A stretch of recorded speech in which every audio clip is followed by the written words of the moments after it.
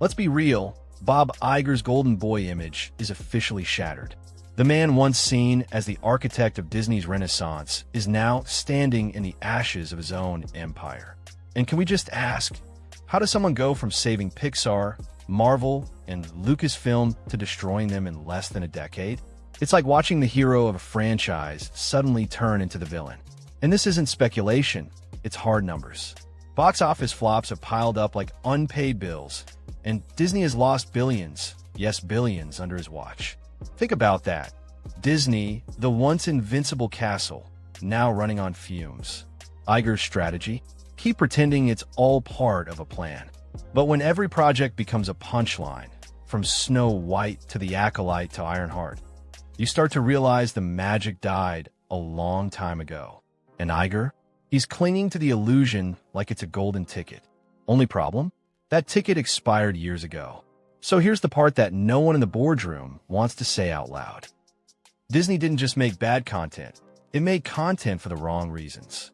Bob Iger doubled down on the DEI agenda not to tell better stories, but to keep three powerful shareholders, BlackRock, Vanguard, and State Street, happy. And while inclusion in storytelling should be meaningful, Disney's version often felt like a checklist. The result? A slate of lifeless, preachy, overproduced messes that audiences felt more lectured by than entertained. Viewers didn't walk away inspired. They walked away confused. And you know what happens when you prioritize agenda over authenticity? You lose the heart. The irony here is brutal. And try to look progressive, Disney became the corporate embodiment of performative activism. They sold empowerment, but delivered confusion.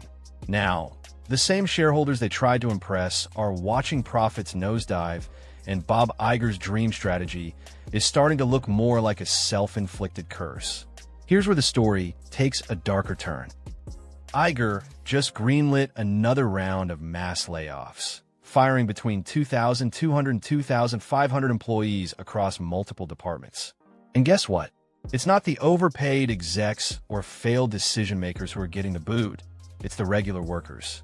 You know, the people who kept Disney Plus running, marketed the shows, animated characters, built sets, or kept theme parks alive.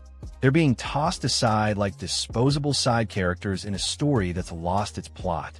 And let's call it what it is: desperation disguised as strategy. It's the kind of move CEOs make when they want to look in control without actually fixing the core problem. The psychological angle? It's classic. When power is slipping, leaders don't take accountability. They sacrifice others to keep their own hands clean. Firing the little guys to protect your image is the ultimate corporate betrayal. Iger's trying to write a final chapter where he's the hero. But this is villain behavior, plain and simple. Let's talk about the Disney Plus fallout. Marketing teams gone, promo managers slashed, even cast and crew involved in future productions axed. It's like someone took a scalpel to the entire streaming division, trying to trim fat without realizing they're cutting into muscle. And what's the end game? Shrink the scope of every upcoming series to test the waters. But who wants to subscribe to a platform full of watered-down projects? That's not innovation, that's rationing. It's like watching a world-class chef serve instant noodles because the budget ran out. The sad truth? These aren't strategic adjustments. They're panic moves. Disney Plus was supposed to be their golden goose, their answer to Netflix. Now it's looking more like a broken vending machine. Lots of noise, nothing good inside. And while the executives scramble to adjust optics, the heart of the platform is quietly bleeding out. You don't revive magic by making everything smaller. You just make the collapse slower. You think the big brands are safe? Pixar, Marvel, Lucasfilm, but nope. They're all feeling the sting of Iger's cost-cutting blade. Hundreds of Pixar employees are being let go after Elio bombed at the box office. And it's not just numbers, it's morale. Imagine pouring your soul into animation, only to be told you're too expensive to keep. Over at Marvel and Lucasfilm, things are just as grim. Budgets are being sliced, projects scaled back, and even major films are being forced into smaller productions. It's like asking a symphony to perform with half its instruments. The irony? These were once Disney's crown jewels. Now they're liabilities. And the message is clear. No one is untouchable anymore. Iger isn't cleaning house. He's burning it down, one studio at a time. And while the higher-ups try to spin this as fiscal responsibility, what we're really seeing is the slow unraveling of the very foundations that made Disney the empire it was. When even Disney's theme parks start laying off staff, you know something is very wrong. These parks were once the untouchable heartbeat of the company, the magical escapes that funded everything else. But now, even they're being gutted. Cast members, maintenance teams, entertainment performers gone. Globally. And it's not just the parks. ESPN, National Geographic, and even educational arms tied to Disney Plus are shedding employees. It's like a controlled demolition happening in slow motion. And let's be real, theme parks aren't just vacation spots. They're living, breathing marketing machines. Every ride is a billboard. Every parade a brand campaign. Slashing them means Disney is selling off its soul to survive another quarter. They're not restructuring, they're amputating. The symbolism is clear. If Mickey's castle isn't safe, nothing is. And you know what that tells fans, investors, and employees? That even the magic can be repossessed when the CEO needs to look good. This whole situation isn't just economic, it's psychological warfare. Bob Iger is pulling textbook crisis moves, all rooted in fear, not vision. Leaders under pressure don't own their failures. They disguise them as necessary changes. It's the corporate equivalent of cleaning the house by shoving everything under the bed. When someone starts making desperate cuts and calling it strategy, that's not confidence. It's collapse with lipstick.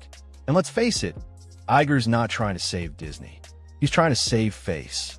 This is about legacy, not leadership. The mistake? Thinking that firing employees will buy him time. But fear-based decisions never build stability. They only delay the fall.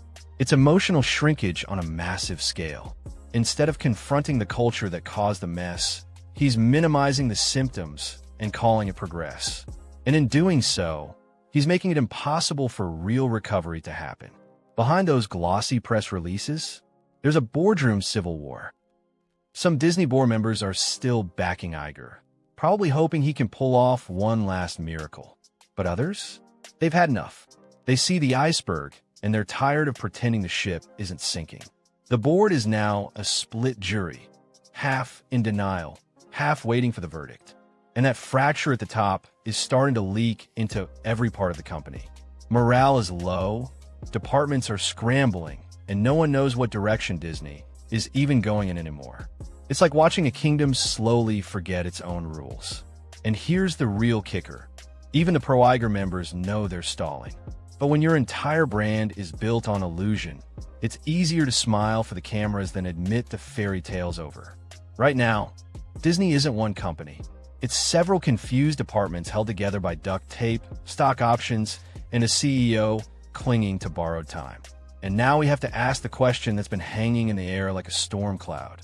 Where did all the money go? Because Disney didn't just lose profits, they burned through budgets like a Vegas gambler on a losing streak. Think about it.